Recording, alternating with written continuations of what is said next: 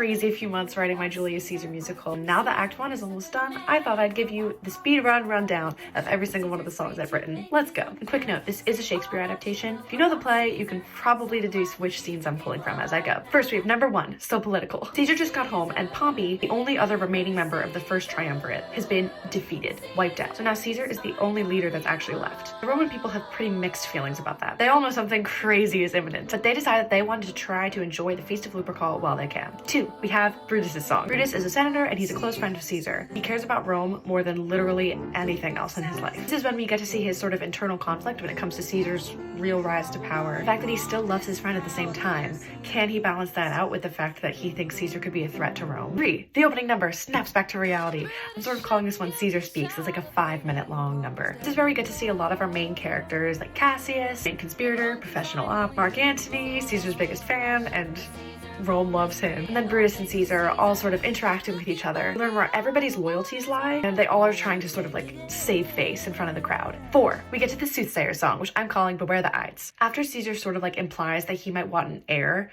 this totally undermines the entire system of the Republic and the Senate. So somebody in the crowd yells out Beware the Ides of March. And I've written a whole prophecy thing. I have not shared this song with you yet, and I don't want to spoil too much of it because it's kind of intertwined with the rest of the fabric of the whole show. So stay tuned for more on that. And we get to number 5, Cassius's song. Everybody else moves on to the games because Caesar's like, I don't want to deal with that. Let's just go. Let's keep going. And Cassius stays back with Brutus to be like, I don't think that went very well, do you? He's sort of trying to imply that like somebody should really try to do something about the Caesar guy. Wink.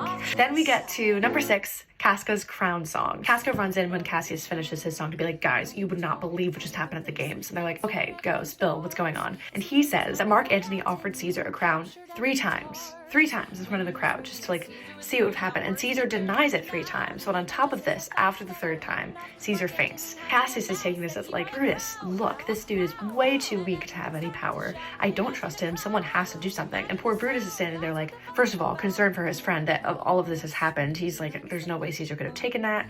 As an empathetic human being, he's dealing with that feeling, but also something turning in his brain a little bit to be like, this is bad. This is really bad. Something will happen. Cassius pulls Casca aside and is like, listen, we need to chat later. We need to chat later. Come meet with me. And Casca's like, maybe. Okay, I'll think about it. Cut to number 7, One Step Ahead. This song, Mark Antony's just kind of like, Caesar, I'm really sorry about before. I didn't mean it. I just want to be fun. I thought the day was supposed to be about you, so I offered the crown. And Caesar's like, stop.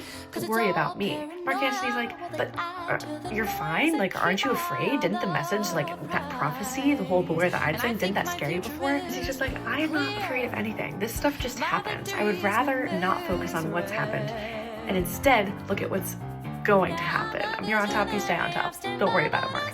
And Mark is sort of just like trying to follow in his footsteps and imagine like, what if I was like Caesar? All of you know where that's going, right? And then after all of this happens, we cut to villain trio sort of number. Casca shows up to meet with Cassius and Cinna. Cassius is like, listen, we actually sort of have a plot to get rid of Caesar tomorrow. Are you in or are you out? Cassius is like, I don't know, maybe if you like got Brutus in on it or something, like I trust that guy. Cassius is like, I've been trying to get Brutus on my team. That's why we're gonna sit here right now and we're gonna write out 3 letters. Fake Roman people. We're gonna pretend to be those silly, crazy people. Convince Brutus to join this cause. They have a really fun time doing that, pretending to be these people that they don't even really like. And then it sort of gets real and they're like, if we do this, maybe we can like save Rome. We hate this guy. Really fun number. I think I really like that one.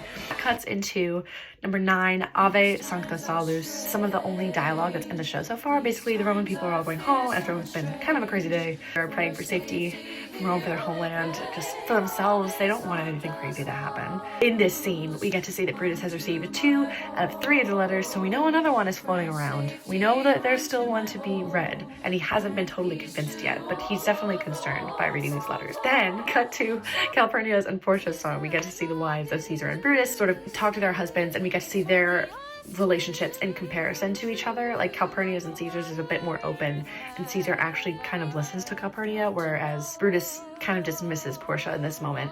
And that's how that song ends, is Brutus is like, Portia, no, not right now. Like, this is something I have to deal with on my own, and I can't tell you what's going on. Caesar actually is like, you know what, Calpurnia, just let me tell you what's on my mind. And that's where we get the storm song. Brutus is just sort of like hearing the voices of the Roman people in his head. He's like, I know what I have to do, but I don't know if I have the strength to do it. That's sort of what his thing is. And Caesar's just like, I know that we're gonna bring this up at the Senate tomorrow. I know that people are not gonna be happy with me. What else am I supposed to do? A little bit of like how this happens. He's on top. He's going to be hated for whatever he does, no matter what. So they're both kind of in this trap together. Caesar and Calpurnia, they go to sleep, honkshoe, for the last time ever together. Womp womp. Brutus is now, he's at the foot of his father's statue. His father has passed, and there's actually backstory that you need here. Brutus's dad is also named Brutus, who was executed by Pompey, like pretty badly. Brutus sort of exists in this family that has repeatedly sacrificed everything for the sake of Rome. And he sort of starts to wonder, like, if he's not the first one to the punch, is Caesar going to get rid of him first? Who will be betrayed first? Brutus sort of has to twist his entire logic in this thought process where he has to decide to join the conspiracy and take out Caesar. Thinks that somehow by being himself and being in this family that this is what he has to do, what he's born to do, or what he's meant to do. While this song is happening, there's a little tiny break. I haven't shown you this yet. He notices that the third letter has been placed at this statue, and he opens it, and this is what sort of causes him to make that decision. It's prayer. So this is Brutus's prayer, and that's how Act 1 ends. It ends with Brutus's decision to finally join the conspiracy. I'm super excited because after that, we get to see a whole new version of these characters where Brutus actually has a little bit of conviction now that he's made this decision. Maybe some empathy from Cassius, who knows? And for those of you who know about Mark Antony, this is his time to shine. So that's Act 1. If you have any questions, any thoughts about this, throw them in the comments. And I'm thinking about doing like deep dives into each of the numbers as I go along, because that's Act 1. And now I think I have to move on to Act 2. Stay tuned, people. Thank you so much for watching, and I can't wait to show you more.